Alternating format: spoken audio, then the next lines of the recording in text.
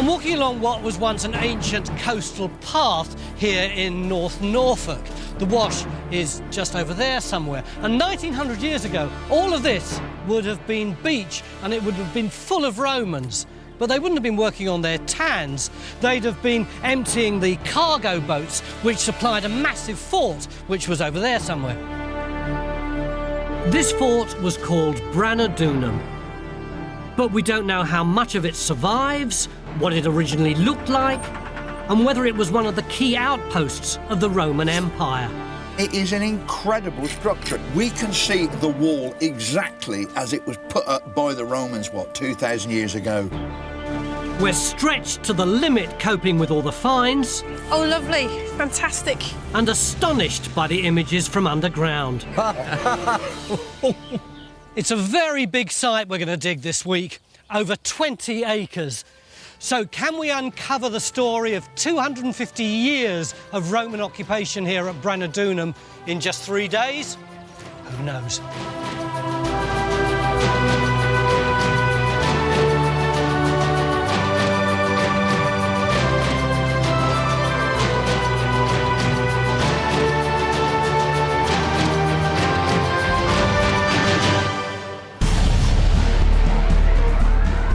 The Romans invaded Britain in the middle of the 1st century AD, and by the 2nd century, they'd taken control of the eastern coastline. This Roman shore fort at Brancaster must have dominated all that went on here.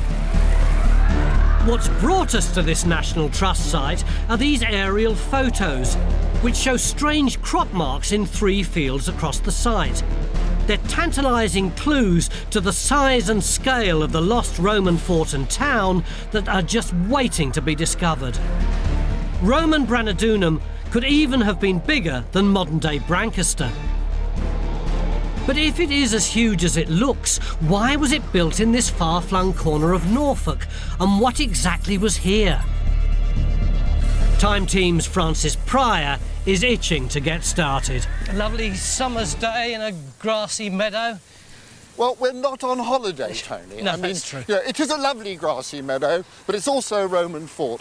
And this place is stiff with archaeology. What's so special about this place? Well, I mean, look over there, OK? That is what is showing up on the aerial photograph, those crop marks. That's a small town. I don't think I've ever been on a time team that has so many crop marks. Well, don't get carried away. They're a little bit blurred. Well, they are, but for you, I've plotted them out. So there are the crop marks of the town. Here's the Roman fort. It is huge, isn't it? You are right. There's a heck of a lot. It is vast, Tony. It's 24 acres in all, and John Gator's Geophys team have been busy. The crop marks suggest there's a huge fort and next door a vicus or settlement. For the last 12 hours, they've been scanning the fort's interior with magnetic sensors. And their brand new towable radar technology should tell us if those crop marks are actually indicating Roman buildings still in the ground. But the techie team are struggling. Jimmy's kit loses a vital part. That'll teach me to make sure that everything's tightened up before we start, won't it? And Emma's computer is misbehaving too. Things aren't going well for Geophys. Well, we've got problems with Emma downloading the data. Yeah. The wheel's just fallen off the radar. But you have managed to do some, Mag. I've got results, and basically what we've done is we've refined the aerial photographs so we can pinpoint things accurately on the ground. We've done a bit over the Principia. Yeah. And then a bit over this building that's on a different alignment. He says Principia. Presumably that just means the main building, does it? Yeah, that's basically the headquarters building, the command building. But we don't know anything about this second one. No, we don't. And I want to get a trench in both those buildings because we can't hang around. I mean, while his wheels are dropping off, you know, time is passing. I'm getting a bit anxious, Tony. OK, so where are we going to put in the trench? I am going to put the first trench here. That is where we are going to get the most important datable find.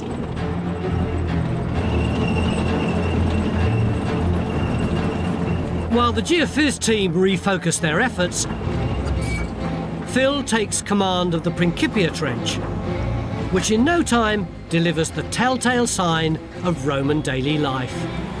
Must be Roman oyster shells. Oh, yeah. Oh, Look at that, didn't they love their oysters? Roman lunch. I'd be convinced that's Roman. Let's be honest, Francis.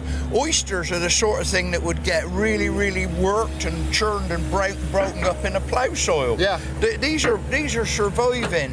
No, I mean, that's in good condition. That's very encouraging, Phil. It really is. Francis's second trench is just 50 metres away. The Geophys suggests it's out of kilter with the straight lines of the main fort. Matt Williams and Cassie Newland will be trying to find out just what this mystery building is.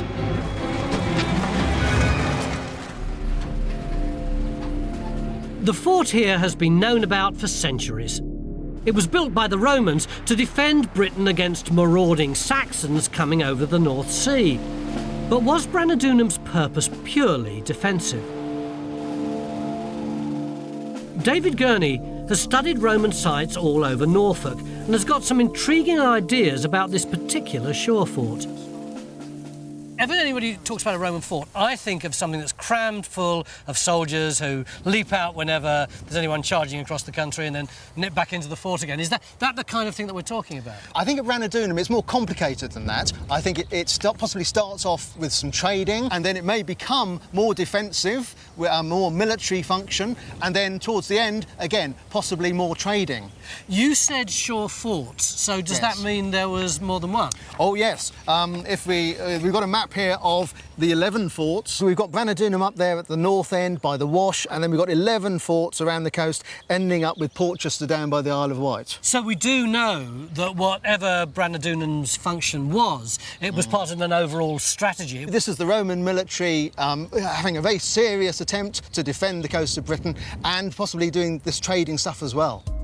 So according to David, Branadunum was built for invading Roman soldiers, but alongside that, it developed into an important trading hub.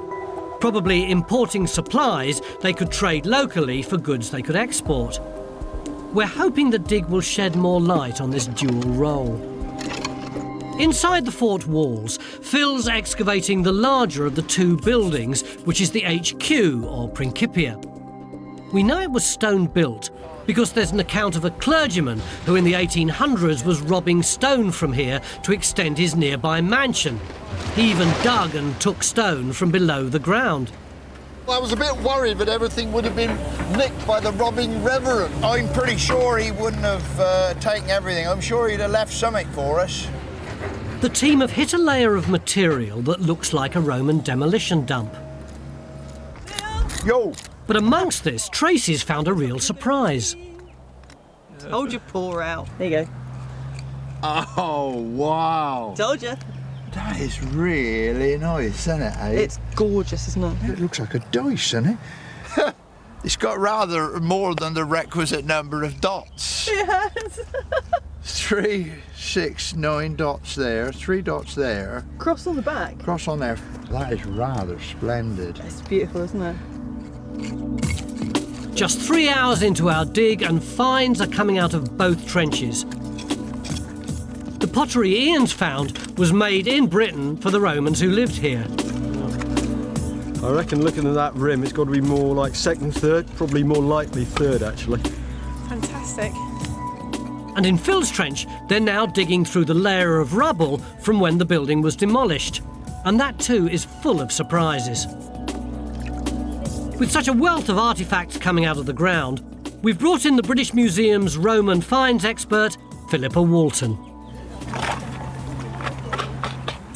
So what have you got here for me then, Phil? Well, it looks very much like what we've got is a large pewter plate. It does look like a pewter bowl to me. Looking at it as an object, it is definitely Roman, is it? Yeah, definitely Roman. Late Roman, 4th century. So what sort of people would be using this? Is it the sort of thing you expect on a military site? Well, they're very unusual finds, but it's not something that wouldn't come up in a military context. Brilliant. That is amazing. That's the first pewter vessel I've ever held. Is that really? Yeah. They're really rare, Phil. They really are. So this plate from the 4th century is from the last 50 or so years of the fort's occupation, possibly even just before the Romans withdrew from Britain. Let's hope the finds keep coming and that we start to uncover the buildings within the fort's walls. Roman forts in Britain share similar characteristics. As well as a Principia, they'd have a commandant's house and barracks, bathhouses, granaries, a guest house, and even workshops, almost as if they were built in kit form. But we've got no idea whether our fort has got all of these components. It's big enough, and the finds in our trenches are certainly building a picture of a bustling military fort. We now think the dice found in the Principia may be from a strategic board game played by soldiers whiling away their time. It's a wonky old shape, it looks pretty dodgy. You'd want to be in control of this game, wouldn't you? You would. But what about the bigger picture? Well, the bigger picture, Tony, is that this trench that we thought was relatively straightforward this morning is vastly more complicated than we imagined. John, have you got that Geophys? I don't think you wanted to see the geophysics, did you? You didn't need to? No. I mean, because you said on the crop marks we could see that we've got the main buildings and very little else. That's good enough. Look at what Graham's done magnetically. Isn't that fantastic? Incredible. He's surveyed the whole fort now. I mean, we've got the main defences, we've got the main Principia building, we've got these responses that I've not seen the like of before. It is such an amazing picture. But that's magnetic. I mean, what's Jimmy been doing his much-beloved radar then? Look at that. Oh, wow.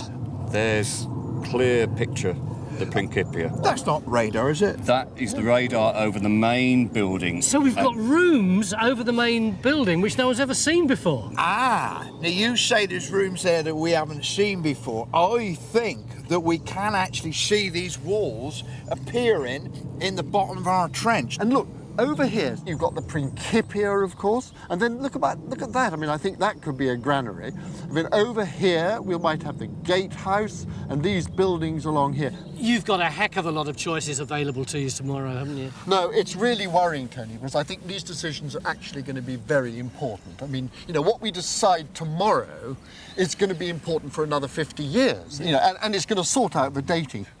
So we've got just about the best geophys we've ever had on a Roman site. We've got fantastic finds, we've got loads of choices. What are we going to do?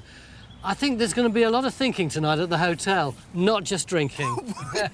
And it's all your fault.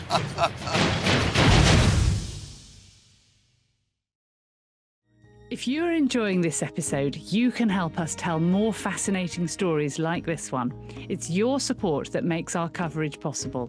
Join a worldwide community of Time Team fans on Patreon. Beginning of day 2 here in Brancaster in North Norfolk, where we're looking for a Roman fort. Well, I say looking for one. Look at that. We found a Roman fort, that fantastic geophys that John's done, and that is radar there. So we've got an enormous number of potential places where we can dig, and you've been racking your brains all night about where to put one in. So where's it going to be? Well, to be quite honest, Tony, I haven't slept a wink. All I can imagine, you know, are granaries, are barrack blocks, it's just buildings everywhere. It's been a nightmare. There are so many targets. And where are you going to dig? I want to put a trench across the seaward defences. This is so archaeology, isn't it? You've got this great proliferation of information all over this page, and you want to do something right up the top there. But it's not going to be a little thing, Tony. I want to go right across the defences and then come back through these buildings here. I promise you, a good big trench. But before the digger makes the first cut, the new towable radar kit makes a sweep around where the trench is going in. With luck, this much higher definition underground imaging system will tell us more about the buildings and fort ramparts under the ground here. The ramparts themselves run for 50 metres in each direction. I suspect we'll start hitting that rubble like they did in Trench 1. And we're hoping we can discover how they were constructed and when. Already, Rakshar and Ian have exposed what looks like a wall. Yeah! Oh, Ian, brilliant. Absolutely brilliant. So that must be the footing for the wall there, then? Absolutely. Mwah! Brilliant. Absolutely brilliant. It's the first hint of an intact stone structure. Yesterday, the Geophys results astounded everyone. The conditions in the ground are well drained and particularly good for their scanners. So now they've decided to extend their survey to see how much of the 24-acre site they can cover. We also opened 2 trenches yesterday, one over a mystery building that we want to identify, the other over the fort's HQ building or Principia. As well as finds expert Philippa Walton, we've also called in Roman historian Mark Corney to assess the finds as they come out of the ground. At the Principia trench, Tracy's found a metal object. It looks like a squashed nail almost. I don't know, Mark. It's iron. I tell you what it is. It's a stylus. No. A writing implement. Yeah, we got the wedge end there. Right. We've lost about that much off the bottom, which would have been the point. The stylus was used to inscribe onto wax tablets, and it was how Branadunum's officials would have recorded military orders and business transactions. Good God, I've never seen one made of iron. Yeah, you get them in iron as well as bronze, but that is definitely a stylus. Wow. And it's from the Principia, which is the administrative heart of the fort. It's evidence of Roman army bureaucracy. And there was plenty to administer. The crop marks are clues that there was a big settlement just to the east of our site. We know there was one of a similar size to the west, because in the 1970s, a housing estate was built right on top of it. And while it was being excavated, archaeologists found important evidence of one of the cavalry units or cohorts. So who exactly were stationed here?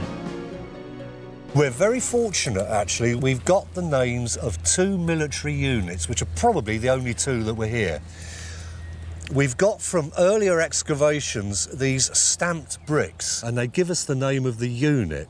CH for cohort 1, the numeral, then AQ for Aquitanum, the first cohort of Aquitanians from southwestern France, and they're probably the ones responsible for building the fort.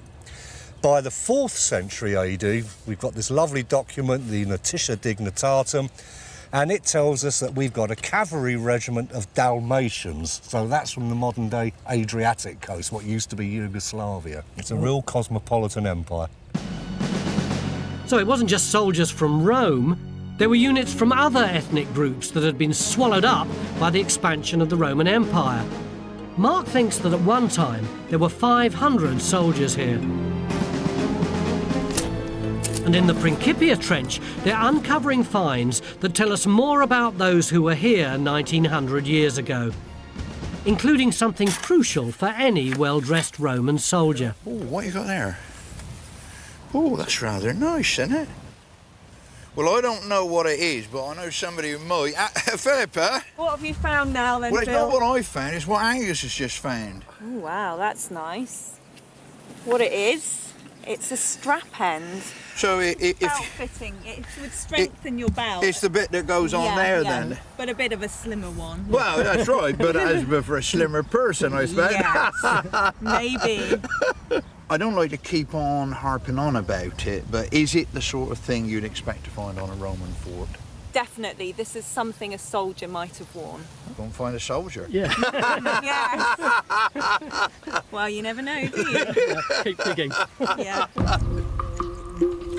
Finds aren't just confined to the trenches. Metal detectors combing our huge spoil heaps are unearthing lots of tiny finds with big stories. Oh, lovely. Fantastic. Some local tribes had been producing coins in Britain, but when the Romans arrived, their administrators soon put a stop to that. By 155 AD, the Romans were minting their own coins, and these are what we're finding. Looks like you've got another coin here, Tracy. Yeah, I mean, this has come off the spoil heap again, but we do know where it's come from, and that's the layer that we're doing at the moment. But it looks a bit different from the one we had. Yeah, can I take a closer look? Okay. Yeah, it's 4th century in date, and the reverse shows a soldier spearing a fallen horseman. Yeah. And we can date this one quite specifically to the period 355 to 361. Nice. So it's the sort of same period as the pottery coming out of that trench. Well, as that makes sense. Brilliant. There you go. Brilliant. The 40 or so coins we've found could have been changing hands for all sorts of goods and services. As Because Branadunum was the northernmost outpost of the Romans' east coast defences, and with no major roads leading here, the sea would have been vital for trade and travel. And back then, it's likely that the coastline would have been much closer to Branadunum than it is today. Francis has sent local archaeologist David Gurney and me on a mission to get a better understanding of what it was like here when the shore fort was in full swing. David, clearly this is navigable, but we are pretty far out from the shoreline. Well, it's a very dynamic coastline and it's changed any number of times over the centuries. We can see this is mostly salt marsh now, but it would have been more open in the Roman period. Oh, so you think that the Roman ships would have been able to get nearer? I think there would have been quite a wide channel, getting fairly close to the fort. It's hard to imagine, isn't it, on a peaceful day like today, what this must have been like nearly 2,000 years ago, when it would have been chaos here with all those ships and soldiers and people. Absolutely bustling, yes, really busy. Endless numbers of boats coming and going. The Romans used boats that could carry up to 50 tons at a time. They had flat bottoms and were ideal for navigating coastal waters and rivers. And they didn't require a man-made dock or jetty. They could easily be beached on a high tide and their cargoes unloaded as the tide went out. It's only day 2 and we've got an astonishing volume of archaeology, over 2,500 pieces in all, that tell us about everything from Roman sports to the decorative arts. All these finds, guys, and still they keep coming. That's what's so great about Roman archaeology, isn't it? It's brilliant. The Romans make a load of rubbish and a lot of datable rubbish too. So we've got lots of late Roman pottery here. We've got roof tiles and we've got some really nice, beautiful small finds. So what are your favourites? Oh, well, I really like this bit of Samian ware that's got 2 little men boxing on it. It's really beautiful. It's odd that they're boxing because they seem to be facing in the same direction. It looks as though one's punching the other in the back. Yeah, well, violent Romans. Why have you chosen a couple of bones? Well, usually on archaeological sites you concentrate on the bones for looking at what people are eating, but these are actually cockerel spurs, and that might tell us that people in the fort were doing a little bit of cockfighting in their spare time. Cockfighting was among the many things the Romans introduced to Britain. Even Julius Caesar was an enthusiast. Yesterday, we opened our second trench over the smaller of the 2 buildings in the fort. It seems to be built on a different angle to the walls and the Principia building. Now we have a visible wall, so we can measure just how misaligned it is. Cass, for Emma, did you manage to get the alignments on our wall of our squiffy building? It's about 20 degrees off the outer fort's walls. So we've got what's on the crop mark, basically? Yep, it's definitely on the same alignment. We know the Romans built settlements and forts in straight parallel lines, so why does this fort seem to defy the laws of Roman town planning? David, we always think of the Romans as marching in straight lines and at right angles.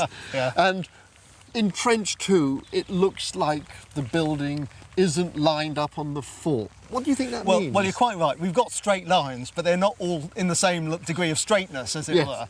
I mean, looking at the air photos and now the geophysics, of course, we can see that the building in Trench 2 looks as though it's on the same alignment as the main road that goes through the Vicus.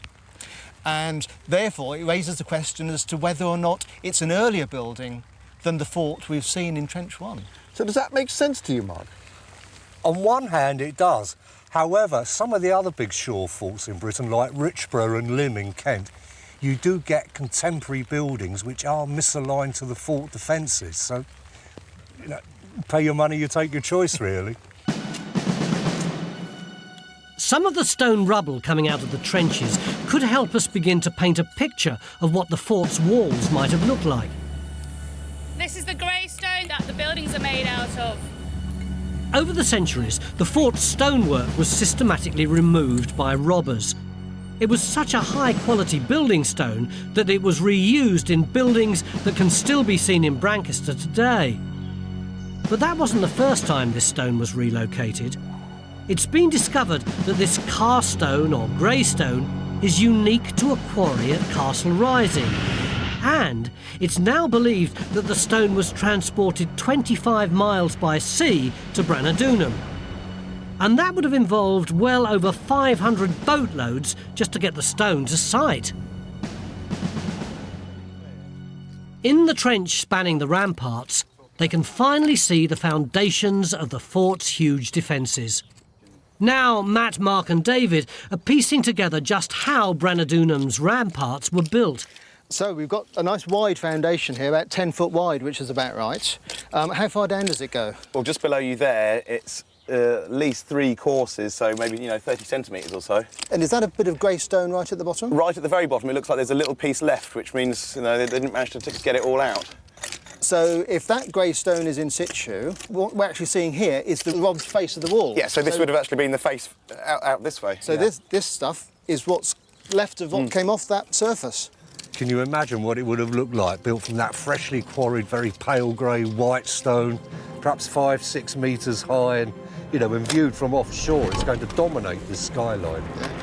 Branadunum's starting to look like a cut above the average Roman shore fort. Built with the finest stone, it was a statement of money and power, and a sign the Romans were here to stay. It's a significant piece of evidence which suggests Branadunum was more important than was previously thought. But we're halfway through our dig, and we still need to find out exactly what went on inside the fort and how long it stood here.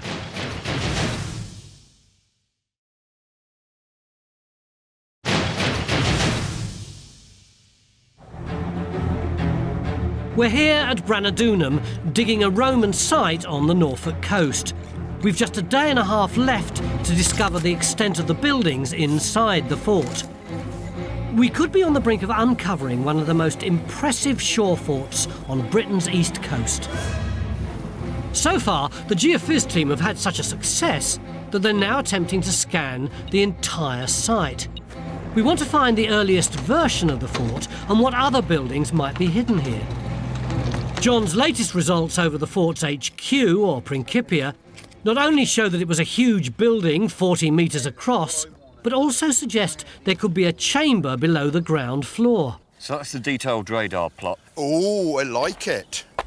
So what we're really saying then is that in between these 2 walls, we've got basically an underground room that goes down 2 metres. You've certainly got a greater depth of deposits here, yes. OK, so the archaeology is beginning to look as though it's backing up what you got on the geophysics. So you're starting to believe me?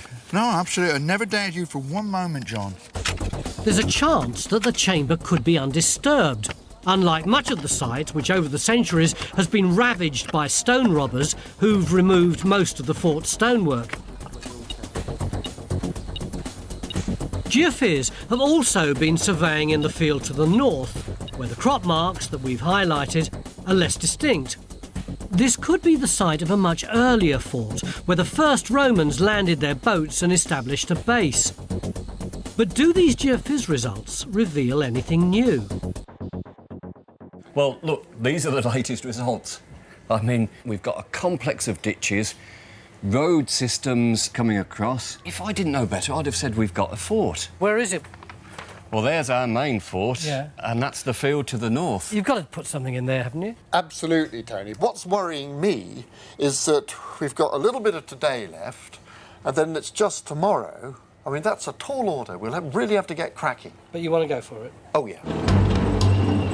So if the North Field turns out to be the site of an earlier fort, it would imply that a pioneering Roman unit was sent ahead, and the development of Branadunum and its much larger fort was a gradual process.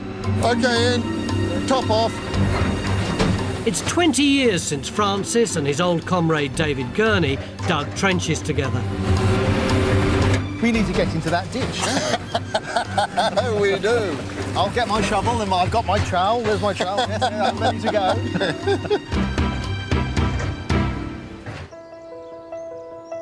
When the Romans arrived, they'd have discovered land ripe for agricultural development. Finds from the 1970s dig nearby tell us they were producing grain. 2,000 or so people lived here, and the soldiers and officials, at least, could have been living very well indeed. The bones Naomi has been discovering tell us something of what was on the dinner table. Not only have we got loads of pottery and loads of coins, but we've also got shed loads of bone, haven't we? Tons and tons of animal bone, really nicely preserved animal bone, so it's keeping me happy. Yeah. So what have we got? Well, we've got our typical Roman species, some horn cores there from a cow. We have pig, which is typical for military sites. We also have quite a lot of sheep, and we've got quite a few jaws. Do you think they'd have been prepared on site? Yes, I do, Tony, because we've got quite a range of butchery. For example, here, we've got a nice piece of butchery. It's been sheared off here, perhaps with a cleaver, something like that, down to more fine knife marks for filleting and skinning and all that kind of thing. So, yeah, processing on site. And the pottery is sort of confirming all the food preparation as well. We've got the classic mortarium, the mixing bowl for preparing pastes and things like that. We've got the cooking pots. And finally, we've got the best Sunday china from which you eat your nice lamb casserole. This is from a nice sort of shallow bowl that would have been about this size. It may have been a far outpost of the Roman Empire, but they didn't go without. To give our team a taste of what they would have eaten here, food and drink expert Sally Granger and I have been conscripted to prepare some delectable offerings. The Romans loved oysters, and the abundance of empty shells we've been finding here tell us that the Romans were eating them as a staple. So we'll be serving up some locally harvested Brancaster oysters. I've got it through anyway. Hey! Lovely.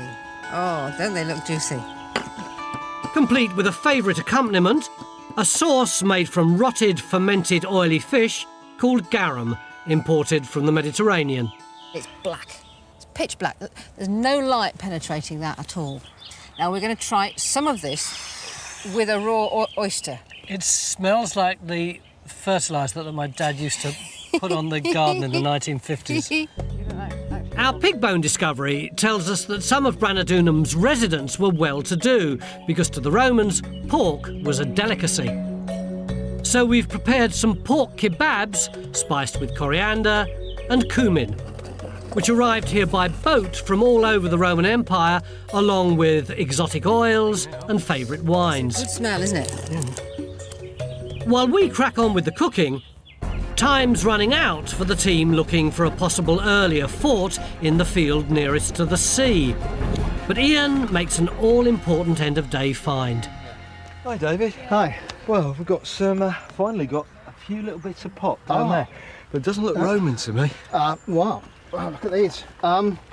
At first glance, no, I think you're right. These two, they've got flint gritting. Yep. I think those are well and truly Iron Age. Cool.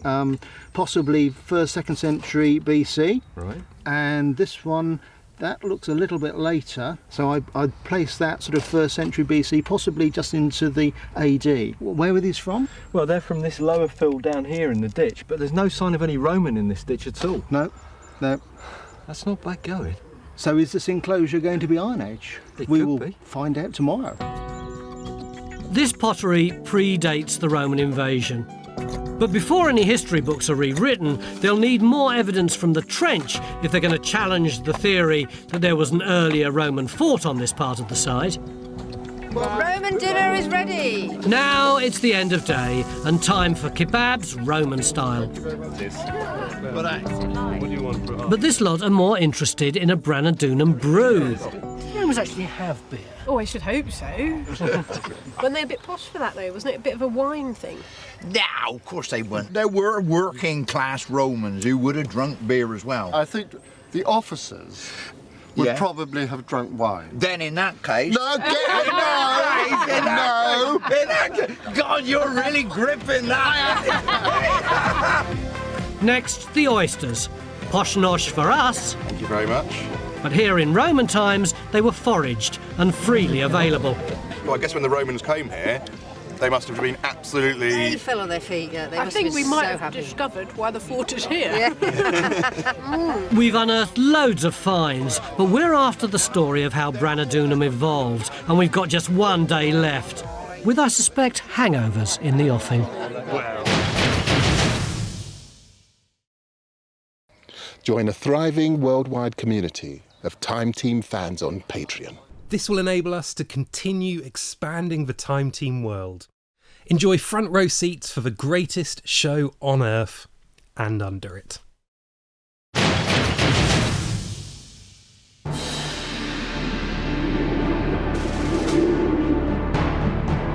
It's our final day of digging at Brancaster Roman Fort in North Norfolk, and there's still all to play for. We think this trench over the ramparts could now be set to tell us more about just how the fort evolved. But we've only scratched the surface of what could be within the fort walls. But over there, that is our star trench. In it, we think we may have one of the most important buildings in the whole fort, and that is where we're going to be focusing all our resources today. This is over the fort's HQ, or Principia, where yesterday our Geophys survey revealed a lost underground chamber. Phil's team have been battling through layers of demolition left behind by the robbers, who over the centuries stole most of the Roman stone. But now, they've made a breakthrough. You want to have a look down here, Tony, because this is as big and this is as impressive as you will ever see, because we've actually got the wall here, and the beauty of it is that most of it appears not to have been robbed out, and it is an incredible structure. Look at these beautifully shaped stones. Look, we can see the wall exactly as it was put up by the Romans, what, 2,000 years ago. And look, and that sand. What's so exciting about sand? It doesn't sound very interesting to me. Because it is exciting. If we've got backfilled natural in there and not in here, there's this demolition rubble, that would imply that this level goes down much, much deeper. That's exactly as predicted on the geophysics. And what do you think that we would need to find in order to establish whether or not that was the case? Well, I mean, it's going to be fresh Roman finds, things that were dropped there in Roman times. So everything we found up to now, I think I'm right in saying, Phil, has been removed from its original place of loss. Finds in situ could tell us what this underground chamber was used for. In the field to the north, we've put in a trench to test the theory that there was another much earlier fort here. But the ditches that we've found aren't Roman. They're part of an earlier Iron Age, pre-Roman coastal settlement. So we've got these two sort of parallel ditches here, and we're getting this stuff. Wow, that's really interesting Yeah. though. Even though they're really abraded, you can tell by the inclusions, the little bits of flint, that those are mid to late Iron Age. So they're the earliest bits of pot from the whole site. Fantastic. This pottery, which clearly dates the ditches to pre-Roman, is a great find. But the trench we put in to uncover a second building in the fort is proving more of a problem. We can't see why it doesn't line up, as one would expect, with the rest of the Roman fort, and we can't identify the building. But the results from a nearby trench do give us the answer. The mystery of the fort's development is about to unfold at the trench dug across the fort ramparts. Here, the team have uncovered more of its structure. That actually is the earliest part of the fort. That is an earthen rampart. Yeah, an earth bank, yeah. Yeah, so we have the ditch coming through, and then we have this other earthen rampart, which probably would have gone all the way around this precinct. The stone rampart is actually cut against the earth rampart, is that right? Exactly. So what they've done is they've come along, they've decided they don't want to have an earthen rampart anymore. They want to build a big, posh wall. So they've actually cut into that earthen rampart and then constructed this massive wall that runs all around the perimeter. My guess is that that was built in the 100s, possibly even a bit earlier. And I wouldn't be at all surprised if the first fort with the earth rampart was on that slightly squiffy... The squiffy alignment. Alignment, yeah. And I think that goes with the earlier fort. So we've been looking for an earlier fort out there and in other places. It was under our noses all the time, and you have found it in that rampart. So I am very, very pleased and excited, Raksha. We now understand the development of this site in the late 1st century AD. It seems that the fort's earthen ramparts were constructed first, along with what our experts believe was a mansio, the fort's guest house, and that this lined up, as one would expect, with the ramparts and the associated vicus. Then the cut stone wall was added to the ramparts, making them bigger. And for whatever reason, they were built on a slightly different alignment. We really have rewritten the history of this fantastic site. And at the Principia, the new discovery has redoubled efforts in the trench. They've dug down now into the lost chamber. And a digger notices one of those finds that could easily have been missed. A deposit of armour. Just a little tiny little. I don't know if we want to leave it there too long in the sun. I mean, it would be, you know, we want to get it out. Because obviously it is quite a significant find. While they painstakingly remove the delicate fragments of armour, John's Geophys team are pushing the capabilities of their underground radar kit. So far, 120 kilometres of sensors sweeping the site make this the biggest they've ever undertaken. But as a result, the system has crashed. So basically, we've collected so much data that you've put the system on overload? Yeah, that's it in a nutshell, really. We've filled the positional system up beyond its capacity. They'd promised to deliver a survey across the entire 24 acres, but all that's now in the balance.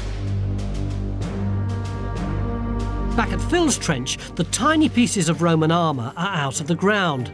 It's Roman scale armour. It's called Lorica squamata.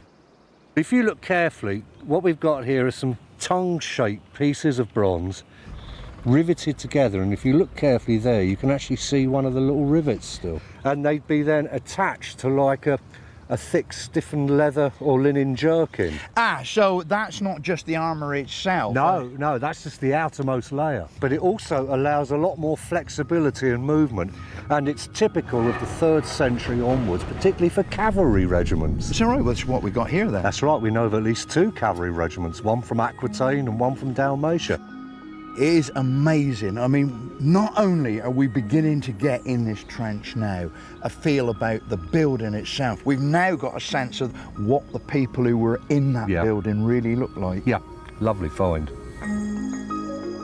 We've made an unprecedented number of finds here, over 2,500 pieces in all, which tell us that this was a bustling and busy place. The locals, who shared their lives and traded with the Romans here, were catapulted from the Iron Age into Britain's first consumer society. Back at the Principia, it's time to take stock of what the trench has revealed about our star building.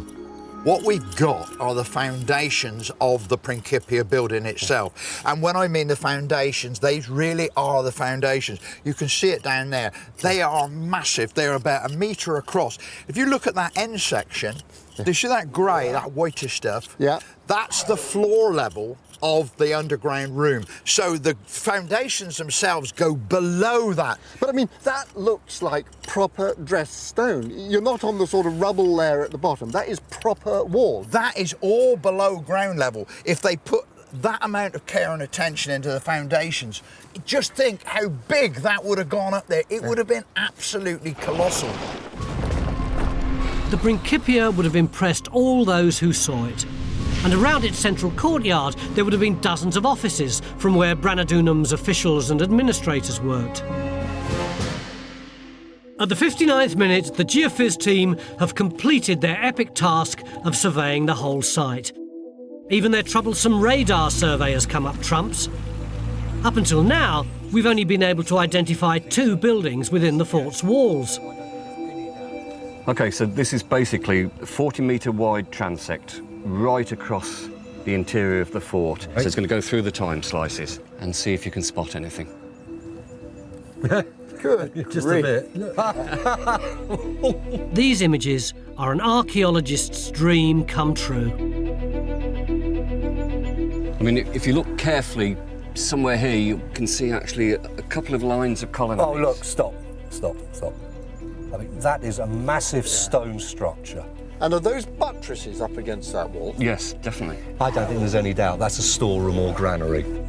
It could have been a storage depot for masses of grain grown in the hinterland that was being shipped out to supply larger Roman centres of population. So what about the oval to the right, within that rectangle? Well, what's crossing my mind is the fact that we know this is a cavalry fort. And I'm just wondering whether this is a gyrus. Really? You know, it's a small arena-like space that you use for breaking in and training new mounts. This confirms that the cavalry regiments were right at the heart of Branadunum. And there's only one other Roman fort in Britain known to have a gyrus within its walls. This fort was jam-packed with buildings previously unknown to archaeologists. Our trenches have revealed two quite distinct phases of building and ramparts once clad in upmarket stone. None of us could have imagined we would achieve so much in 3 days. We leave Branadunum in the knowledge that it was a grand design, a thriving boom town and an important centre for the region.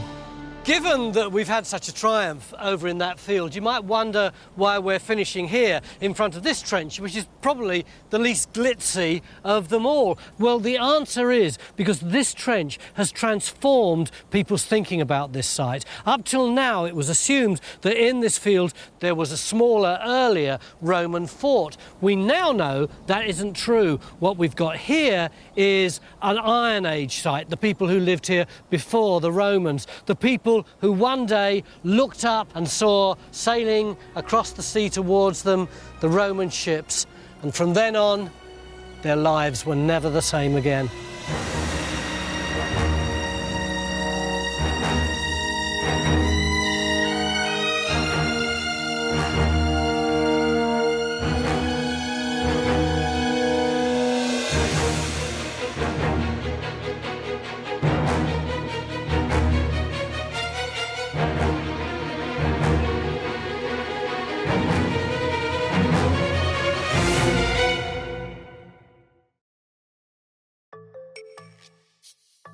Join Time Team on Patreon to access exclusive 3D models, masterclasses and behind-the-scenes insights.